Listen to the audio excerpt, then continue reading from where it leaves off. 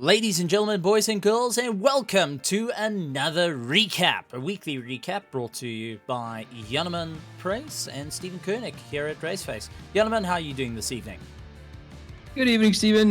Doing well, and you? Yes, you said it. It's Monday. It's recap time of the racing over the past week. And first, shall we start off with the big one, the Grid Championship, I believe. Third place, Daniel Rowe. And man, oh man, what a race it was. Yeah, came down to the wire door to door with second place and had everyone standing on their feet waiting to see what's going to happen. Two absolute giants of drivers and two giant teams going and slugging it out right to the end. But ultimately, second place was won by Christian Deploy with a split between Daniel Rowe and himself by 0.2 of a second. How close is that? These two so evenly matched. Even their pit stops were the exact same time, but only 0.2 of a second separated third and second place. Yeah, I mean, absolutely. You can actually see on the screen how close it was. They took it to each other. They battled out till the very end. I mean, 0.1 of a second between the two of them. And they actually had quite a long battle. It wasn't a last couple of minutes of the race. This went on, I believe, for the majority of the race between these two drivers. Honestly, I think hands were shaken, earned of respect for the drivers, and both of them walking away very, very satisfied with the race. But ultimately, first place was won by Tariq Adam. Yet another trophy in the box sorted for Tariq Adam, and once again stretching his lead into the championship for the Grid Championship. And it nearly came to a little bit of a problem as second place started closing down on him, so did third. So Tariq Adam had to really pull a rabbit out of a hat and get away from the field early on and hope that he can keep the pace right to the end. Ultimately, all drivers changed their tires to just try and get that last little sprint out of them. But Tariq Adam with that first place, I think he's going to be smiling. Absolutely. He's made it 2 in a row. And moving on to where they'll be racing this week, Stephen, we're going bowling. We're going to Watkins Glen. Can Tariq Adams make it 3 in a row? Or will one of the other drivers step up to the plate and get a strike, so to speak, to mix a little bit of sport terms there? I think it's going to be an incredible one, brought to you by Metal State and Raceface. So, ladies and gentlemen, keep an eye on it because it's going to get better and better as we get closer to the end of the season. 24th of August. I can't wait for the Grid Championship Season 4. And especially round number 3, Watkins Glen. Let's see which car is going to be ultimately at the top. I know from my personal preference, the front engines seem to be a bit better. So maybe we're going to have a BMW or a Mercedes closing down the distance right to the front.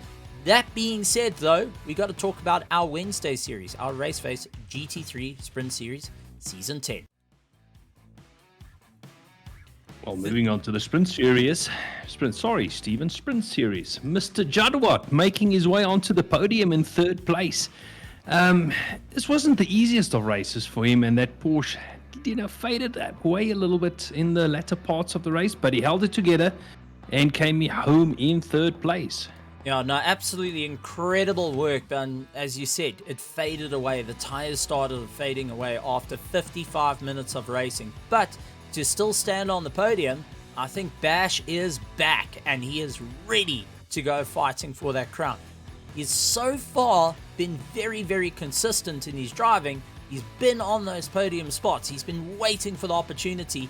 Soon, he's going to be the first one to see the checkered flag. Mark my words. I know it's going to happen. Second place, ultimately went out to Daniel Demartros Petro, who actually pulled a very late pit stop. If you talk about an extremely late pit stop, well, it was the last couple of seconds they managed to get these cars back into the pits, going and following the same routine as what we saw at Kota. So the guy's really trying to go and lengthen that out. But Daniel Demartros Petro really hammering it out on the circuit, closing down the distance to our leader of the championship and one that's defending the crown. Ultimately goes to Ryan Ottens, taking first place at Silverstone, but not an easy run whatsoever. also having to time his pit stops absolutely perfectly. Otherwise, this first place would have been turning into a 5th place in a matter of seconds.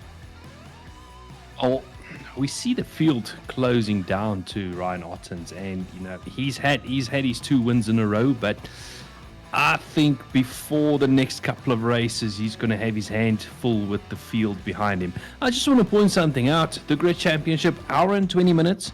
We saw most of the drivers do it on 2 sets of tires. This was 55 minutes on 1 set of tires for basically all these drivers.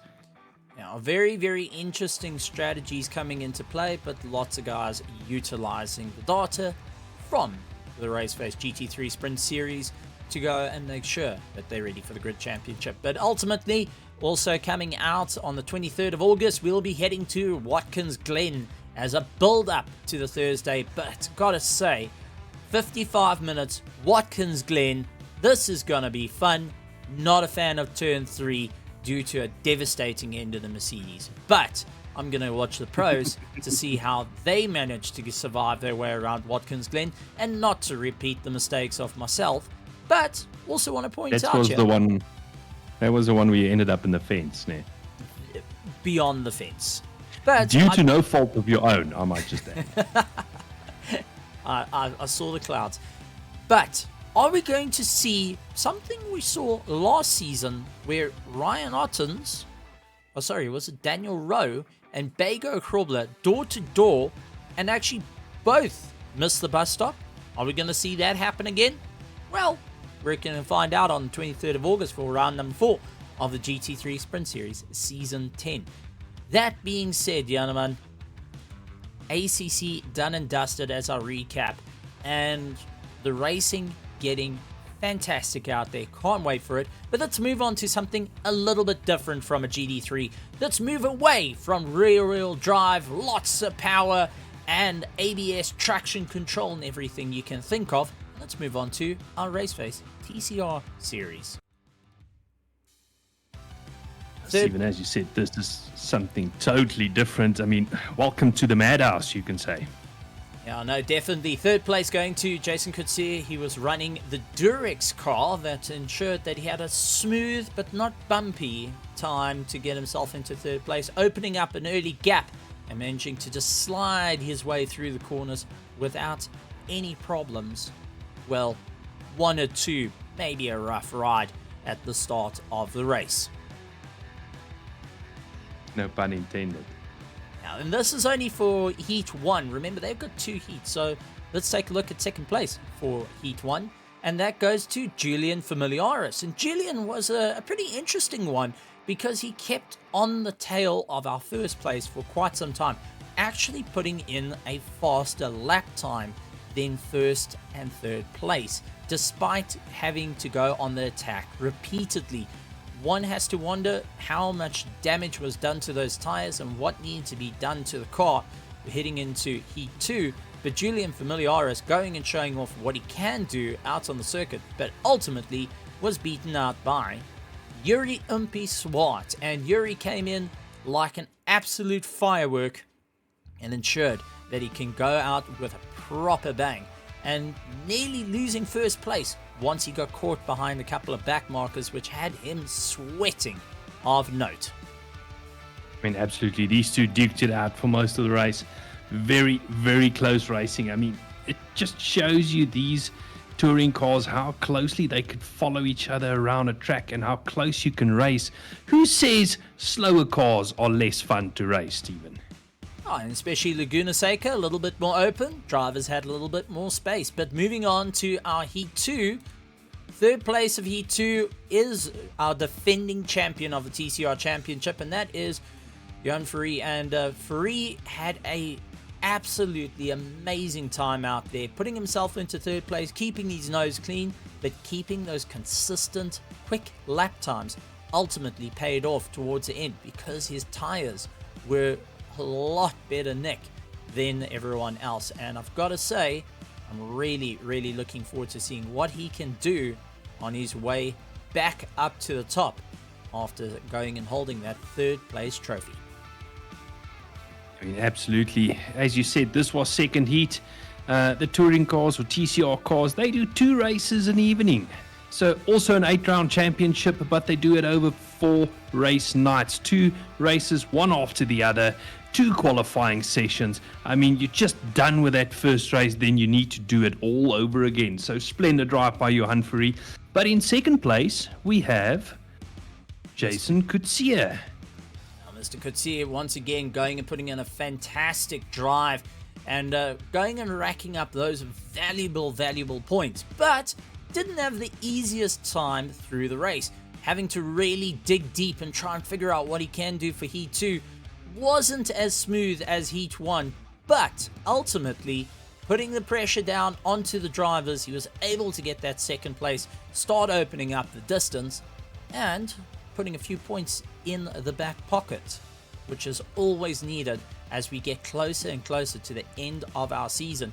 But he was ultimately beaten out by Julian Familiaris, who managed to get a fantastic drive this time around, got himself to the top, opened up the distance, and focused on maintaining tires, fuel, and passing guys without too much of a problem.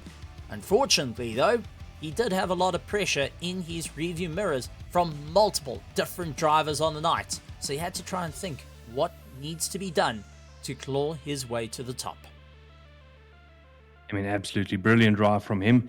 And, Stephen, next round I think is going to be special because it is a kind of a special track in terms of touring cars, I must say. But it's also one of those tracks you either love it or hate it. Alton Park. I mean, I think we're going to see some tremendously close racing around this tight circuit. There is, 1 or 2 places where you can stick your nose in and make an overtake happen, but not the easiest racing around here. Also, we're going to see a lot of wheels going into the air because you've got to really attack those curbs, especially into the chicanes. You can't back off. You've got to keep your foot in it and really power your way through. Also, figure out for the hairpins how you're going to slow these front wheel drives down sufficiently and also not to lose the momentum as you climb up the hill, which we've seen so many guys battle with, and especially trying to work your way through more of the flowing corners, if I can put it that way, that you think, oh well, this is easy, nothing's going to happen. Well, those off tracks are going to start racking up rather quickly, and the grass tends to have magnets in it. Yeah, and once you hit that grass, very difficult to recover from that. So let's see how they handle it through the tights and chicanes, as you said, Stephen. That hairpin, that long left-hander, the ACC guys will know Alton Park as well. That long left-hander, very different in a TCR car than what it is in a GT3 car. You really struggle to slow it down for that hairpin, and we all know that wall is not too far away. Yeah, definitely goes and calls you. It whispers in your ear. What they say, careless whisper. Sweet nothings. Sweet nothings. You have careless whisper in your ears. And the only problem is when you eventually meet the wall, you're just going to get rickrolled. Moving on, though, let's move on to something you're going to be doing tomorrow night. And that is our Raceface F4. Laguna Seca. I must say, this F4 is extremely fun to drive around Laguna Seca. It takes some getting used to because you can take some corners, if you get the line right, Stephen, you can just take them flat out. And, it does tend to loosen up as the fuel load goes down. So then you need to watch that rear end a little bit. But as I said, extremely fun to drive. Fast flowing, corkscrew being a very interesting one depending on what gear you go for. Some go for second gear, others go for third. I go for second, but I must say, extremely difficult to slow it down for the corkscrew. Remember, no ABS on these cars, so no traction easy control. On the brakes. No traction control. No, nothing. No ABS. Barely wings. And if you go look back at the old single seaters, your legs were crumple zones, not that you've got a carbon fiber monocoque. The soles of your shoes, they were the airbags, some say. That's it. You have your soles on your feet. But ultimately, the drivers are going to have to figure out what they need to do to go and get their way around Laguna Seca. 2 heats, 2 20-minute heats. As you said, independent qualifying per heat. So the guys are going to have to figure out how they're going to claw their way to the top. Trust the aerodynamics, trust the grip. Early on, there's going to be chaos trying to keep the car in order. But as the race goes on and everything heats up, the grip starts coming to it. These F4s are tremendous. And I've got to say, Laguna Seca F4 is almost a match in heaven. Almost. Almost. Nearly So there. what would be the perfect track? You're going to have to find out. Well, talking about open wheels, let's go and take a look at our rise. Well, basically a series that was gone and returned. Let's talk about our Raceface F1 2023. And what a race it was for all the drivers, having to figure out what they're going to do, how they're going to get to the top, and what's going to be the right way to go and get yourself to the top. Ultimately, third place going to Corsair with a dominating run, getting away from fourth place and focusing on just maintaining.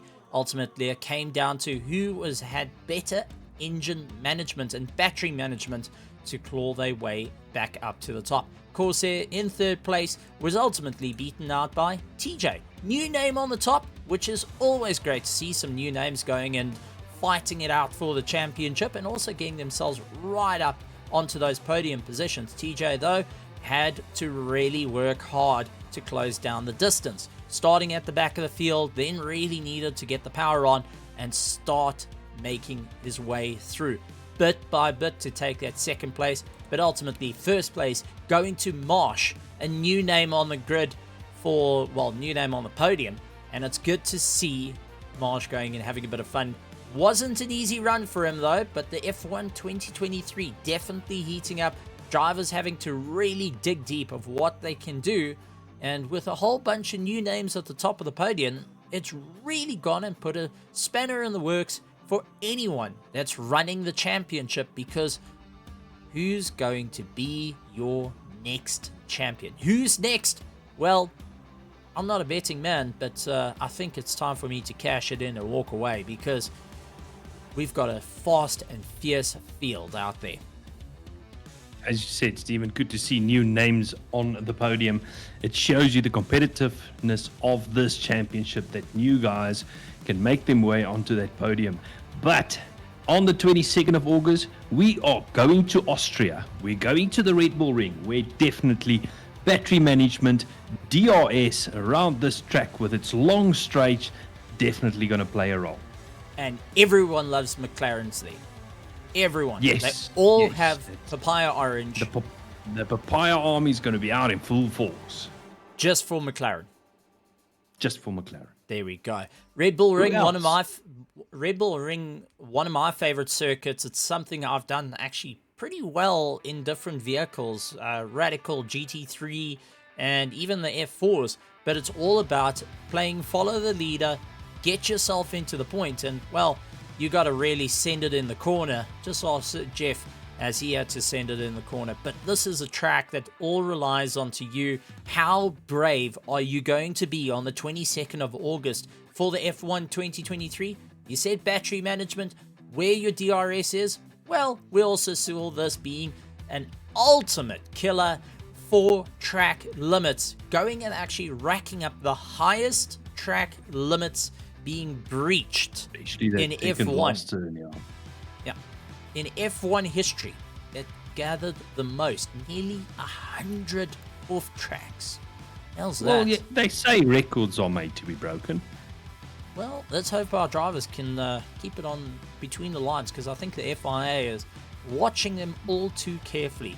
Unfortunately, though, we do have to go and talk about a little bit of a sad one. And that was our Automobilista 2. Unfortunately, no results for Silverstone, as it was postponed. They've just couldn't get the cars there to Silverstone, unfortunately. But they will be returning at round 4 at the Red Bull Ring, 26th of August. So go and join in for some Automobilista 2 fun, open wheel racing, bit of F1, and gotta say, really entertaining. I actually took the cross kart out in Automobilista. Was a huge amount of fun to go and take that out, and been trying a little bit of the rally as well. Let's see how it's all going to work out. Haven't taken the F1 out as yet, probably because my brain doesn't work fast enough. Just that downshift's not working for you.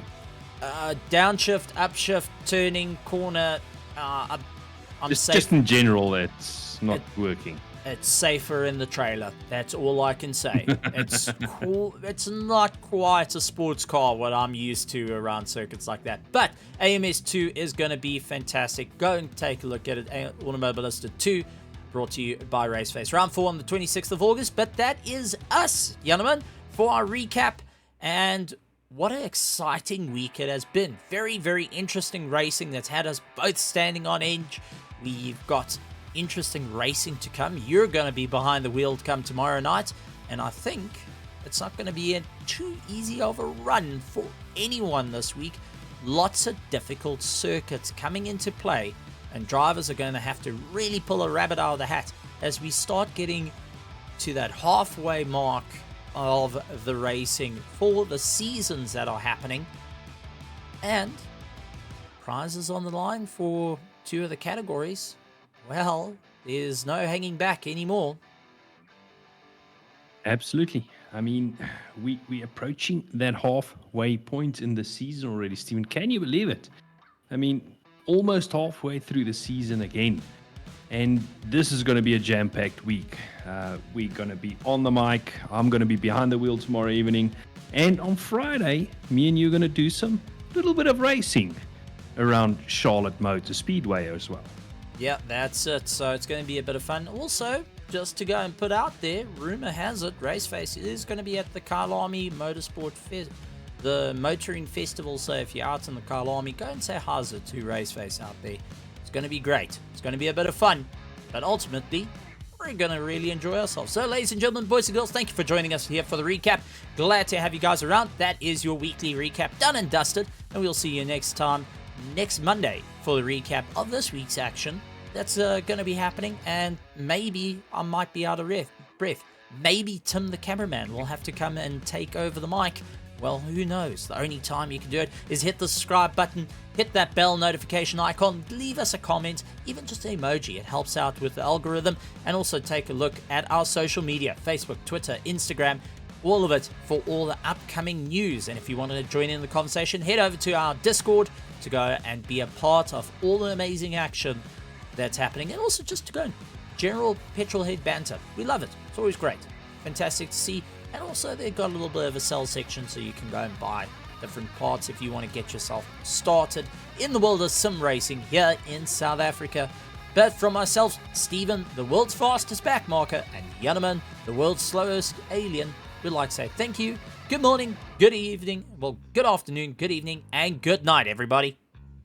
Good night, everyone.